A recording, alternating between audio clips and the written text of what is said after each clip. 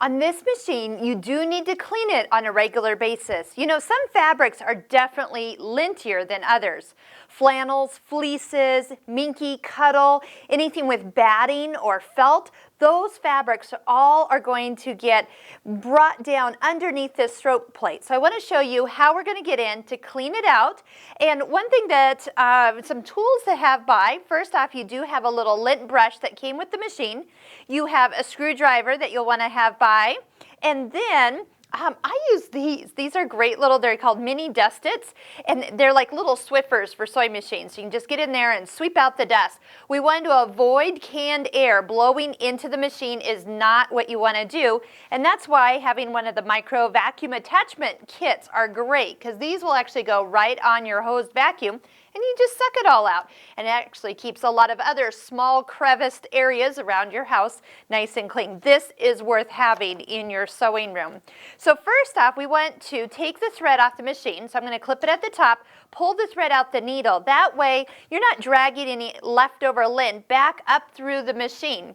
Then we're going to take the cover off and remove the bobbin. Your machine's going to tell you to turn it off. If you want to just unplug the foot control, that will be for safety, and then the light can still show on. That would be fine. I'm going to take the needle out. So if you haven't changed the needle lately, put a new one in when you are done. And usually I just drop off the foot by touching the little button on the back. That's about as far as I'll go. Now, these screws are very tight when they come from the factory, and this screwdriver is a little long. So I actually would recommend a small coin to get those loosened. I went ahead and cracked the code here, cracked them so they can be loosened with the coin. Those first times are always really tight. And this back one's a little hard to kind of get started, but once you get started, a lot of times you can just spin them with your fingers and then take them out. So when you go to tighten these back, you don't have to get them super tight. Just give them a nice turn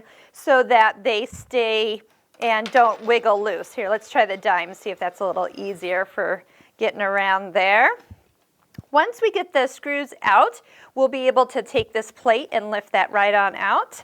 Couple more turns. Here we go.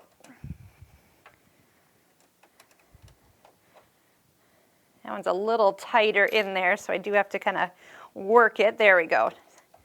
Keep those in a safe place. So first thing you want to do is just go ahead and take a hold of the needle plate cover here and pull this towards us. That will come right on out. And then you can get underneath this throat plate. That will slide on out, and this is really easy to put back in.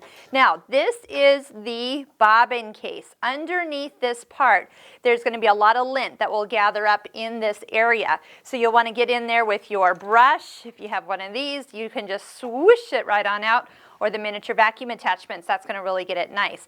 Now, if you want to see how this all works, you can see this part here. That's the hook. That actually rotates around. You can see this is where the needle would be in its lowered position, and then it goes around again. So it actually turns 2 times for every 1 time you take a stitch. Now, getting this back in here is crucial.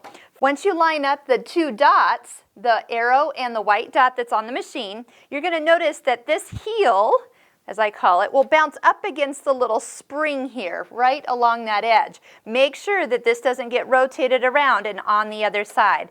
Then you can go ahead and reassemble in the reversed order that you did that. We'll put our throat plate back on. And once everything just sits in, we're going to slide that edge in there first. And everything will just kind of drop in there when it's properly placed. It should fit nicely. And then this here has a little catch. That's what we're going to aim for in this back corner. There we go. And then it just all fits. Once we get those screws back in, that will hold everything nice and steady.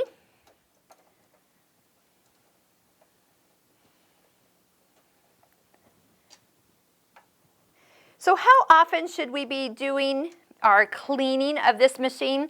I would say after going through 3 to 5 of these bobbins, the more often you can do it, the happier your machine's going to be, and that means more joy when sewing your projects. So don't neglect this. There's so many times we go, oh, well, I only sewed 10 minutes here and 10 minutes there, and we realize how quickly that time adds up, and depending on your fabrics that you're working with, it doesn't take much for things to get very, very linty down below.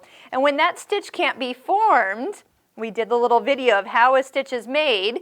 Check that out, where as you can see that thread has to cross all the way through this entire area to be linked with the bobbin. You realize how clean everything's going to be. So if you're having any issues, the thread's breaking, you're skipping stitches, definitely take some time to make sure you are cleaning it out on a regular basis. So we can go ahead, thread everything back up, test it, and make sure everything is back. If for any reason something doesn't sound right, take this apart, make sure that bobbin case is set properly, and then try it again. So we're just going to rethread up, we'll put a new needle on, and then we'll be ready to go. Here's our foot. I always put the foot on first, then the needle flat side to the back, and a light turn on the screw over here.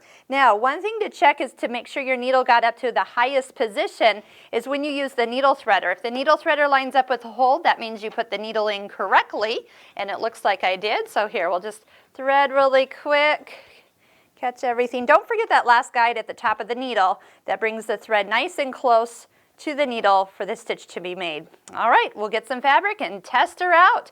So cleaning, make sure it becomes a priority on a regular basis, and then take your machine in once a year to your local sewing machine store that offers complete sewing machine care.